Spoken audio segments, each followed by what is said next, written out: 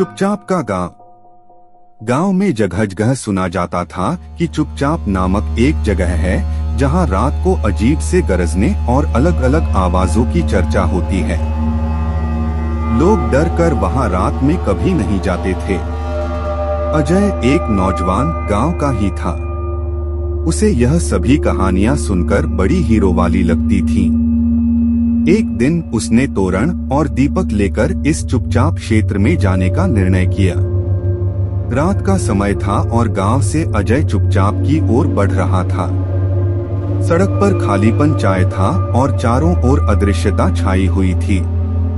जब वह गाड़ी चला रहा था तो वह गरजने की गरज और अनदेखी आवाजों को सुन पाया। थोड़ी दूर गए और वह एक पुरानी हवेली के सामने आया। हवेली की दीवारों पर बहुत सारी अजीब और डरावनी चित्रित थीं। अजय ने देखा कि एक बुजुर्ग आदमी वहां खड़ा है और वह उसे बातचीत कर रहा है। अजय ने धीरे से कदम बढ़ाए और उनके पास गया। बुजुर्ग ने अजय को देखा और कहा, तुम क्या यहाँ कर रहे हो? यहाँ जाने से आदत बन जाती है। अजय ने कहा, मैं सिर्फ जानना चाहता हूँ कि चुपचाप क्या है। बुजुर्ग ने कहा, यह स्थान अदृश्य लोगों का गांव है। जब तुम यहाँ आते हो तो तुम भी उनका हिस्सा बन जाते हो। अजय को डर लगा लेकिन वह अधिक जानने का इरादा नहीं छोड़ा। वह बुजुर्ग से पूछा, तुम कौन हो? बुजुर्ग ने जवाब दिया, मैं इस हवेली का मालिक हूँ और यहाँ का सबसे पुराना निवासी। अजय ने कहा, मुझे यहाँ से जाना है।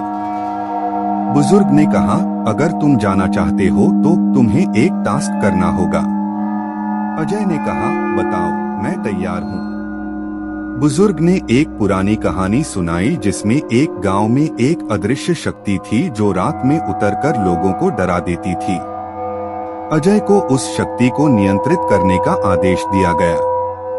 अजय ने खुद को तैयार किया और बुजुर्ग ने उसे हवेली के अंदर भेजा। अंधेरे के बीच अजय ने वह शक्ति को महसूस किया।